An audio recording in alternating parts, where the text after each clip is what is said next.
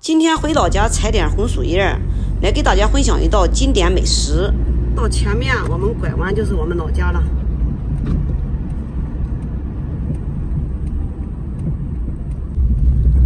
我们一拐弯啊，看这个乡村小道上面，到处晒的都是稻子啊。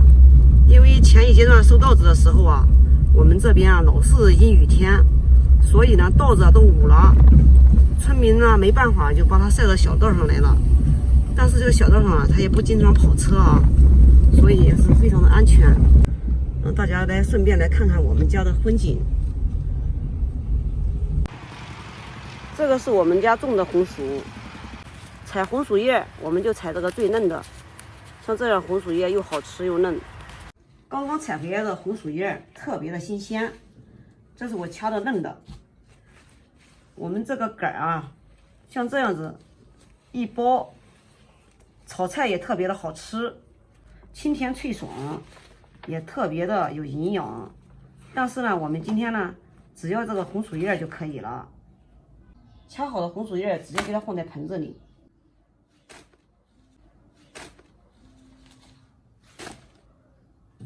然后加入清水，用清水多给它清洗2遍。洗干净之后，直接给它放在菜篮子里面，沥水备用。我们在和面之前，准备一袋赖高糖酵母。提起赖高糖酵母啊，大多数人对赖高糖酵母不怎么了解。接下来我来给大家来介绍一下，赖高糖酵母有普通酵母的功能，而且比普通酵母劲儿更大。用赖高糖酵母可以蒸发糕，可以做面包、做甜点。做饼干等含糖比较高的它都可以做，但是普通酵母做不了。你要是用普通酵母做这些含糖比较高的话，它肯定是发不起来。所以呢，我们用它来做包子、做馒头，更加暄软，劲儿也更大。先给它放在一边备用。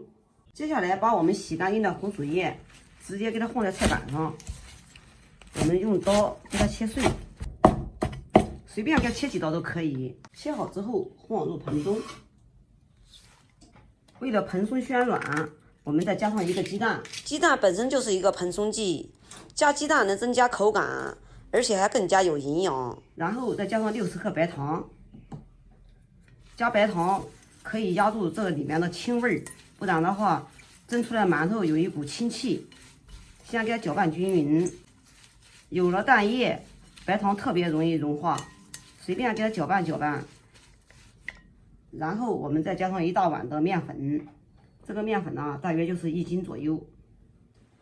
接下来再把我们提前准备好的赖高糖酵母5克加上，先给它搅拌均匀。像这样给它搅拌均匀之后啊，醒滑的更快，比融化水里面醒滑的要快一点。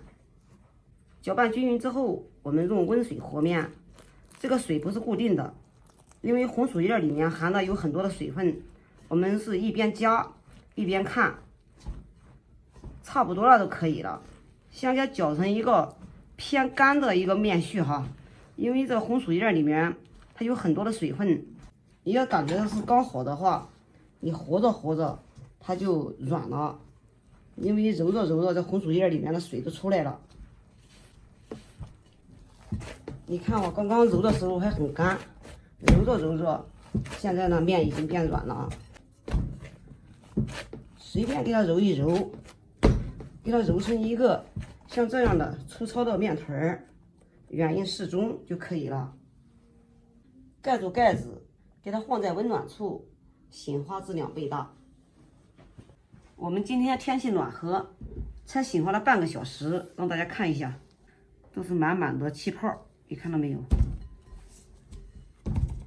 好，直接给它放在案子上。我们再给案子上撒点面粉，随便给它揉一揉，然后给它搓成长条。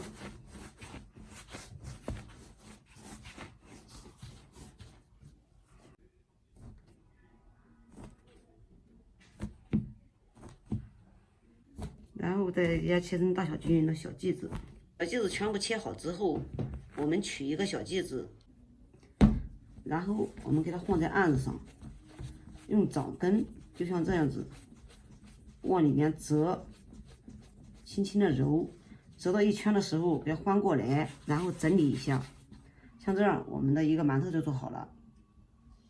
没看清楚没关系，我们再来一个近镜头，先给它压一下，这个光面啊压的特别光，然后就像这样子压住，然后再压住，叠过来压住，叠过来压住，压住，轻轻的像这样压到一圈的时候翻过来，然后再整理一下，像这样我们的一个馒头就做好了。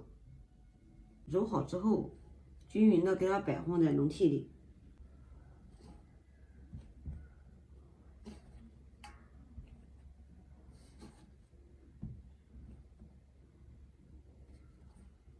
还剩下的3个，我们放这个笼屉里面。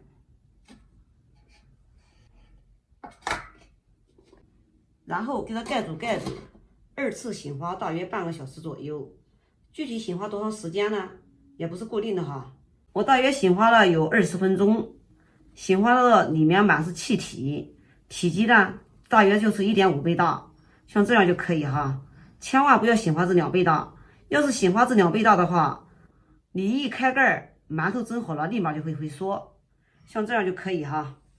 接下来我们蒸锅里面倒上适量的清水，水不要倒多了，倒多了馒头容易哈实。然后盖住盖子，先用大火把水煮开。好，水开，我们开始上锅蒸。盖住盖子，蒸20分钟。好，时间已经到了，不要先开盖，先拔掉电源，以免热馒头遇到冷空气以后，热馒头立马回缩。好，我们已经又焖了3分钟了，开盖让大家看一下。特别的暄软，蒸好的馒头立马要给它放在一个上下透气的地方，晾干表面的水分。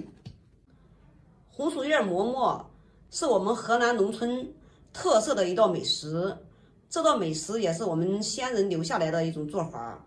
因为过去都没有粮食，这样做法呢，不但能填饱肚子，而且营养还丰富。像这样野菜馍馍，就像粗粮馒头一样，吃了对肠胃也好，松软香甜，营养丰富。有空你也试试吧。好了，今天的视频就给大家分享到这里吧。我是于姐，如果你喜欢我的视频，请不要忘记关注我哟。感谢您的观看，我们下期再见了。